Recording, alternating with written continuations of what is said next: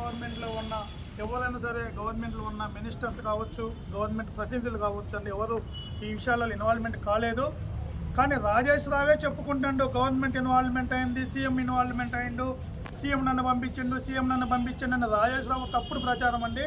ఆ రాజేష్ రావు మాటలు నమ్మొద్దు. గవర్నమెంట్ ఏనాడు ఈ యొక్క చర్చశాల ఇన్వాల్వ్మెంట్ కాలేదు. ఇది తప్పుగా వెళ్తుంది ప్రపంచానికి, చర్చస్ అన్నిటికి కూడా. వేరే వాళ్ళు ఈ కాంగ్రెస్ గవర్నమెంట్ని తప్పుగా చూపిస్తున్నది రాజేష్ రావు చేయబట్టి. కానీ నమ్మొద్దండి.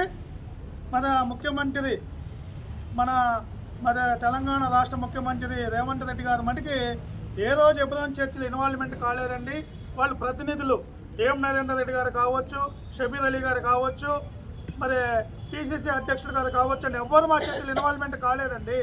కాకపోతే రాజేష్ రావు చెప్పుకుంటాడు వాళ్ళు ఇన్వాల్వ్మెంట్ అయ్యారని పోలీసు వారిని తప్పుదో పట్టిస్తాడు. అసలు రాజేష్ రావుకి కాంగ్రెస్ గవర్నమెంట్ కూడా సంబంధం లేదని తెలిసింది మాకు.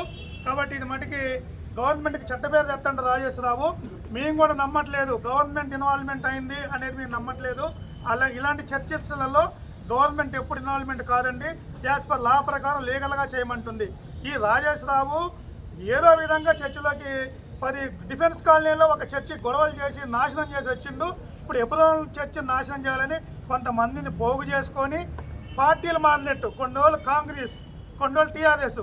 ఇప్పుడు కనుక కాంగ్రెస్ వాళ్ళు కనుక దీన్ని గమనించకపోతే వచ్చే 4 సంవత్సరాల్లో ఒకవేళ మళ్ళీ టీఆర్ఎస్ అధికారం వస్తుందంటే జెండా మారుతాడు, టీఆర్ఎస్కి పోయి జెండా కడతాడు. దయచేసి ఇలాంటి గుంటనక్కడ నమ్మొద్దండి. కాంగ్రెస్ వాళ్ళు కూడా రాజేష్ రావుకి సభ్యత్వం ఇవ్వద్దండి. కావాలంటే మీరు ఎంక్వైరీ చేసుకోండి. మా హెబ్రాన్ చర్చికి వచ్చి లీగల్ ఆర్ ఇల్లీగల్ ఎవరు చేస్తున్నారో చూడండి.